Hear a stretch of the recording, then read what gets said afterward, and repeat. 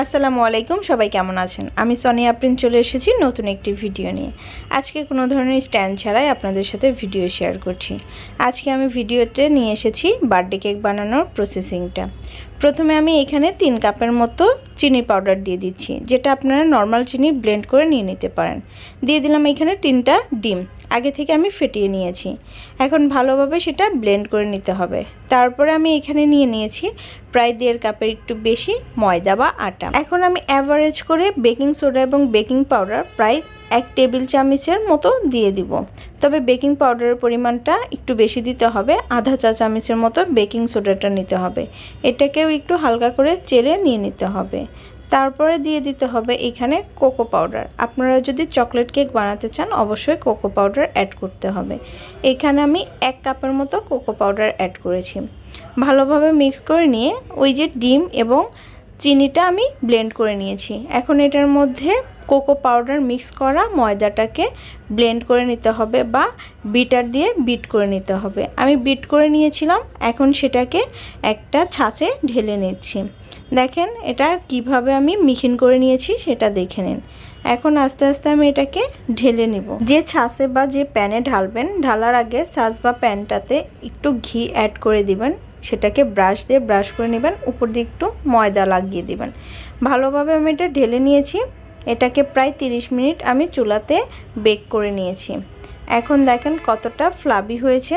আমি এটাকে 3 লেয়ার করে কেটে নিচ্ছি। তারপরে এটাকে সুগার সিরাপ দিয়ে এটা আমি ডেকোরেশন করে দেব। সাথে আমি আপনাদের দেখিয়ে দিচ্ছি কিভাবে কাটতে হবে। আমি একটা সুতা দিয়ে এটাকে সমানভাবে কেটে নিচ্ছি। যেহেতু এটা আমি কোথাও বিক্রি করব না, ঘরোয়াভাবে আমি খাবো, সেই জন্য ততটা ভালো করে আমি ডেকোরেশন করিনি বা কেটে নিইনি। দেখেন আমি 3টা লেয়ারে এটা কেটে নিয়েছি। এখন এক এক করে লেয়ারগুলোতে আমি সুগার সিরাপ দিয়ে তার উপর দিয়ে ক্রিম করে নেব। ক্রিমের রেসিপিটা বা ক্রিমের ভিডিওটা আপনারা ভেরি সুন পাবেন। আপনারা এটা আমার ইউটিউব চ্যানেলে অবশ্যই দেখে নেবেন। আমি এখানে সুগার সিরাপ দিয়ে আস্তে আস্তে এটাকে ডেকোরেশন করে নিচ্ছি। আপনারা দেখেন খুবই ইজিভাবে কিন্তু আমি ঘরোয়া পদ্ধতিতে বার্থডে কেক তৈরি করে ফেলেছি। আপনারা দোকানের কেক না কিনে ঘরে এভাবেই তৈরি করে ফেলতে পারেন। এটা যেমন হেলদি, তেমন এটা খাওয়ার জন্য খুবই ইয়ামি হয়। ছোট বাচ্চারা সবসময় কেকের বায়না করে থাকে। আপনারা ঝটপটভাবে এটা রেডি করে ফেলতে পারেন। কেমন হয়েছে অবশ্যই কমেন্টসে জানাবেন।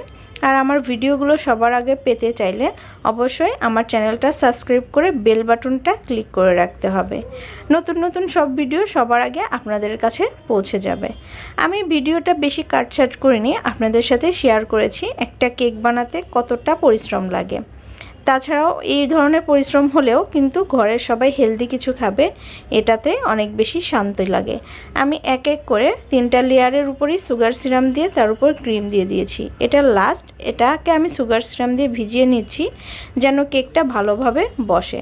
এরপর উপর দিয়ে আমি ক্রিমগুলো দিয়ে দিচ্ছি।